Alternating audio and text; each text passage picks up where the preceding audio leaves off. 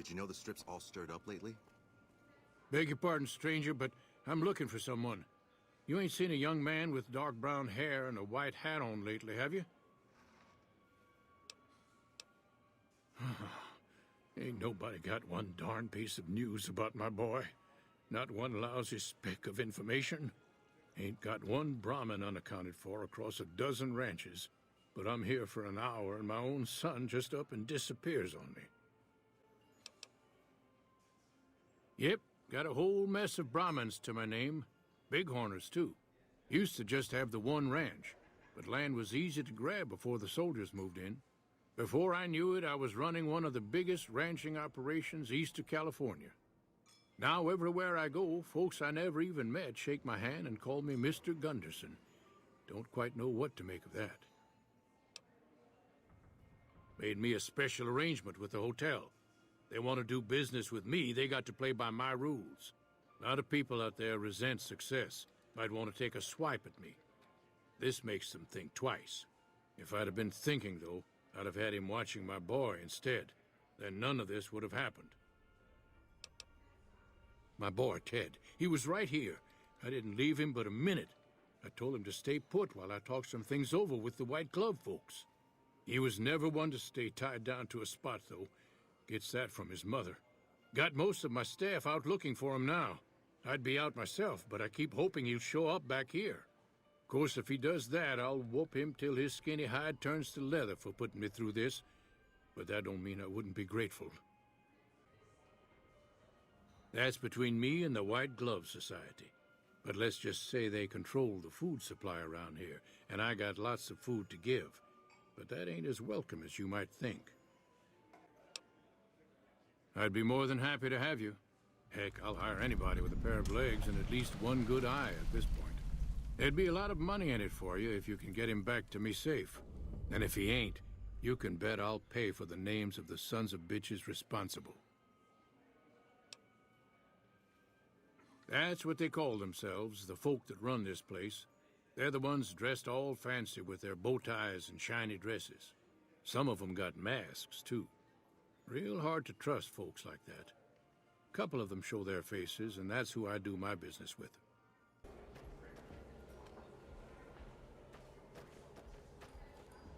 Welcome to the Ultra Luxe. I do hope it exceeds your every expectation. I do, but one can hardly call it work. I think of myself as a caretaker rather than a common laborer. I suppose it is a labor of love if it can be called labor at all. We at the White Glove Society are all responsible for maintaining the beauty and class of the Ultra Luxe. How may I be of service, sir?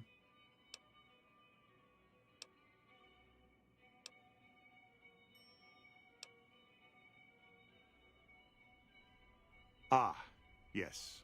I've heard that one too. Jealous people say such nasty things. I feel sorry for them.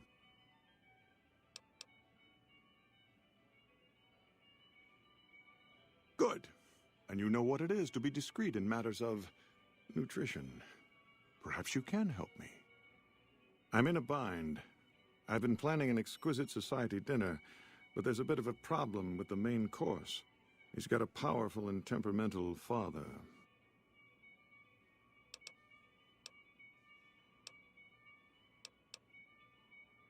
Yes, the wrong person. We scouted the right one for weeks. The heir to a mercantile empire, sort of a black sheep. He cut ties with his family and left their estate to wander. He was ideal, corn-fed and well-to-do, but no one to miss him if he were to disappear. Unfortunately, the trap my subordinates set for him failed, and as he escaped, he saw their faces. Now he's wary.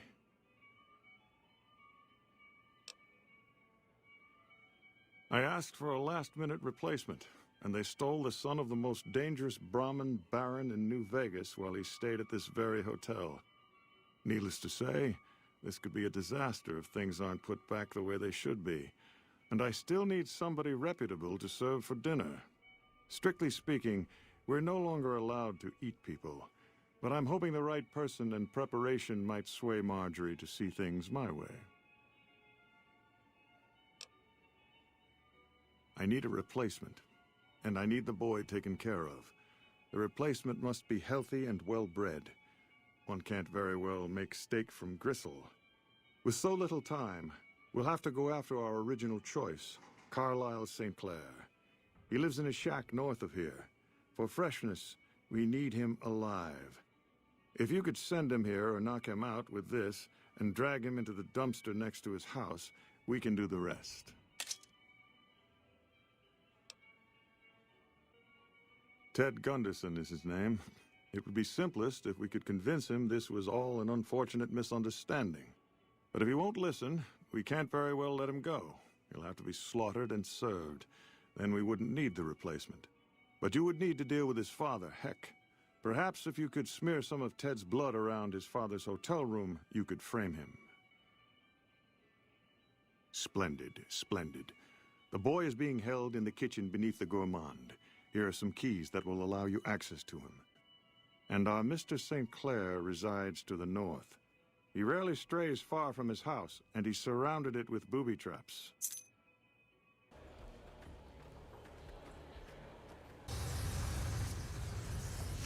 The torture.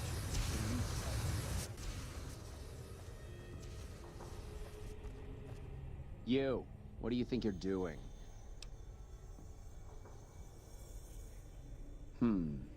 Yes. He was none too pleased when he discovered who he took. The boy is in the freezer, back through the kitchen.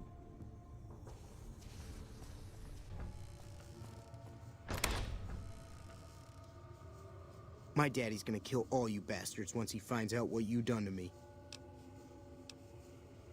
My daddy sent you? God damn it, I almost died in here. What the hell took you so long? It's just one damn hotel. Who did this to me anyway? They hit me over the head before I got a look at him. My daddy's got a lot of enemies. It don't make no sense that the White Pants Society would kidnap me. He's here to do business with them. Well, you got a point. But if you don't know who it is, my daddy's gonna be awful mad he ain't got anyone to shoot over this.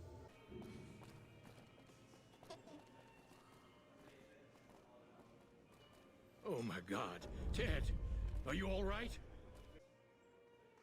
Confound it. I just don't know how I'm supposed to sleep knowing whoever done this got away. All right. Well, I promised you I'd make it worth your while. So here you are. Keep your distance. Who are you and what do you want?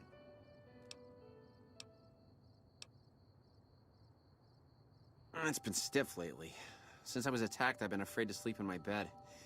I know, it's irrational. Now I can't hardly sleep at all. I just nod off from time to time. I'm so tired.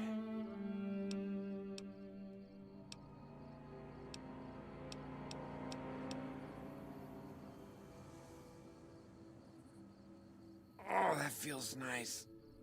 I can already feel myself. Gah!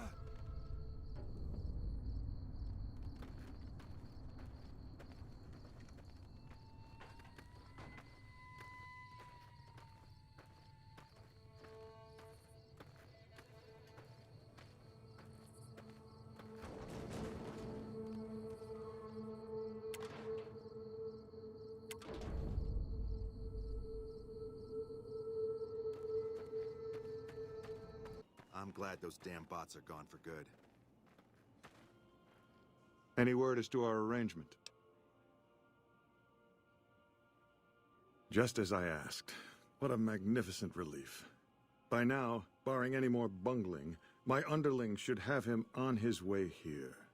You have done very well in keeping this business low-key. I appreciate your discretion. I'll be sure to drop your name during our functions. I hope you understand what a tremendous boon this will be to your standing in society. We'll know after tomorrow night's banquet at 7 o'clock. I'll only be telling everyone what they've eaten after they've eaten it. That way, they will all have crossed the same silly taboo. They'll have to reconsider it, even Marjorie. It's all image with her anyway. She just needs to realize the only difference between savage and sophisticated is the proper seasoning. It is a crime to discuss a return to the old ways that unified our people. Tonight, that all changes. The taboo ends. Let me finish, Marjorie.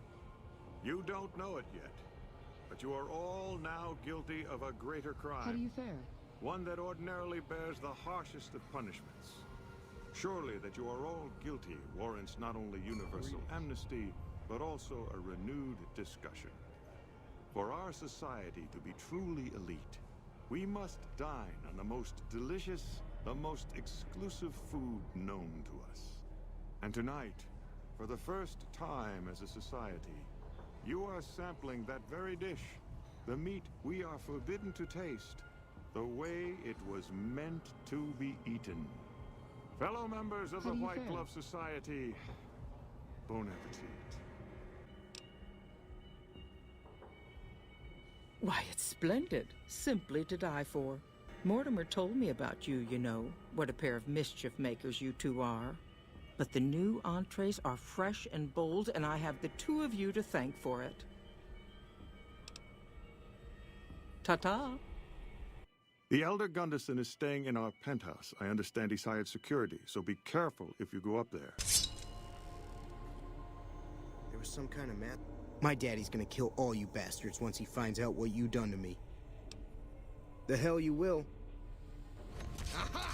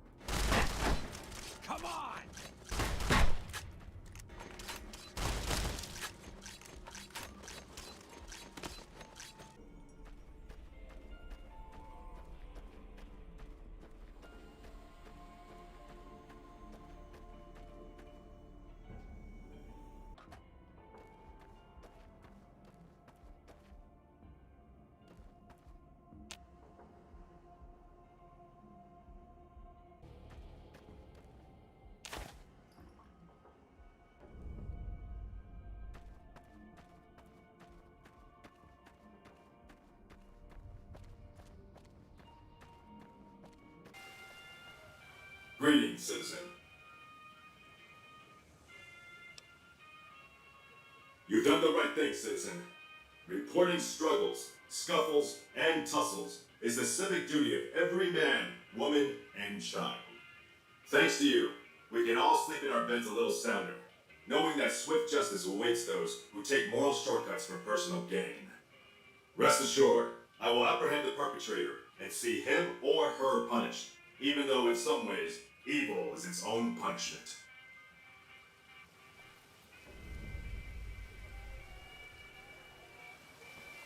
Hey, Gunderson, you're under arrest for the murder of Tank Gunderson. What in blazes? That's my son you're talking about. He ain't dead.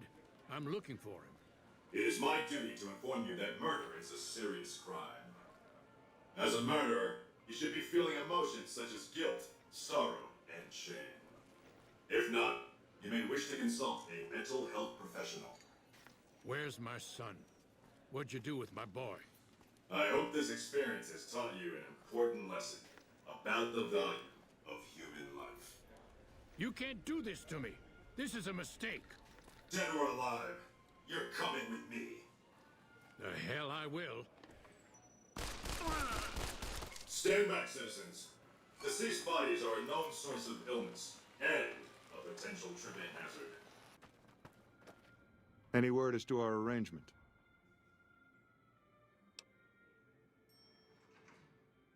So the Baron has slaughtered his last Brum. How delightful. He was a pox on our business. He would have driven the price of beef down to the point where any poor wretch could afford it. Can you imagine? But now we can price it even higher. Create a new luxury market. Not for you, of course. You'll get a special discount.